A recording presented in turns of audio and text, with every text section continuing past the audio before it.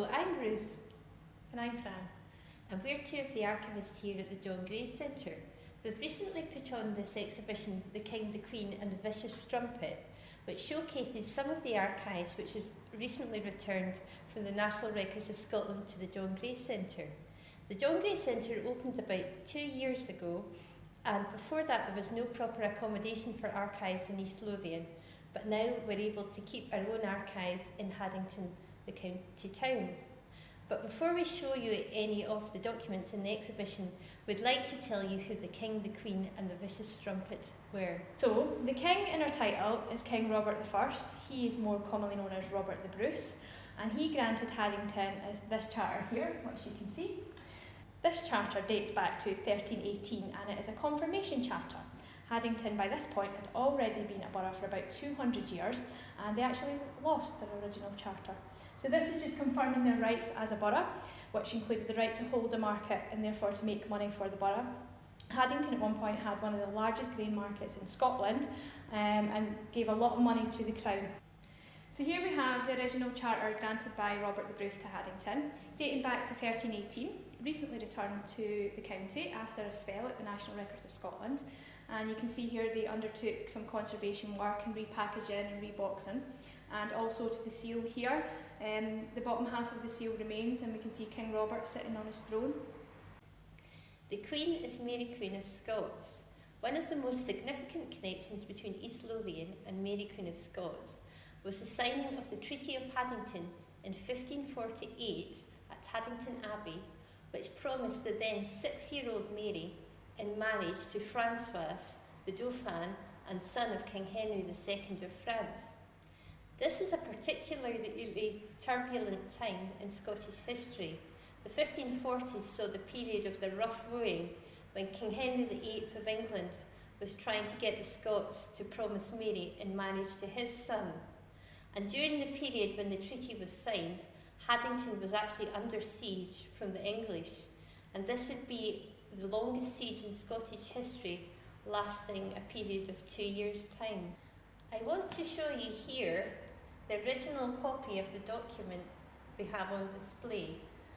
This is a document signed by Mary and her then husband Henry Lord Darnley in 1565.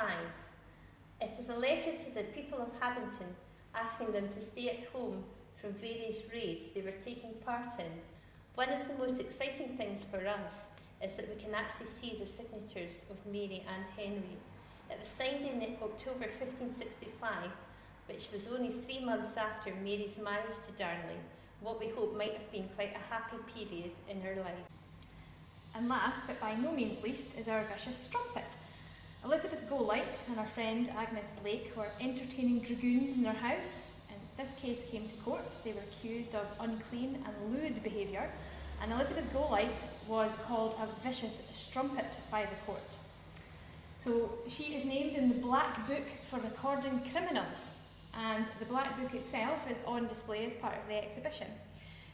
Both ladies were banished from the town in their punishment, however, both did return.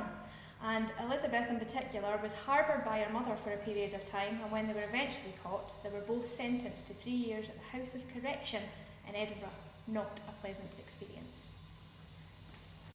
So here we have the original Black Book for Recording Criminals, and Elizabeth and Agnes are the first case in this book. It's by no means full, but there are some interesting cases in here. This is one of our favourite and most referred to items. This is the Haddington Criminal Register from 1895 to 1901. It really records kind of minor crimes, breach of the peace, assault, that sort of thing, all exceptionally local, all based in the streets surrounding the John Gray Centre. Now, last year we asked our artist Lucy Roscoe to do some illustrations around this, which makes it much more accessible to school kids and the like. And these are the illustrations displayed in the exhibition that she came up with. One of my personal favourite collections that we hold here are those relating to the poor. In the days before the welfare state, the parish was responsible for assisting those in need, either through sickness or because of unemployment or old age. We have a lot of records relating to this. And the section that you see here is actually from the Parochial Board Minute Books of North Berwick. It is telling telling us that there was 2 boys in 1875 sent to the Mars training ship, which was a ship just moored off Dundee. So these 2 boys, William Dishington and John Black, were sent there to the training ship. I know John Black did come home, and a lot of these boys ended up with a naval career from it.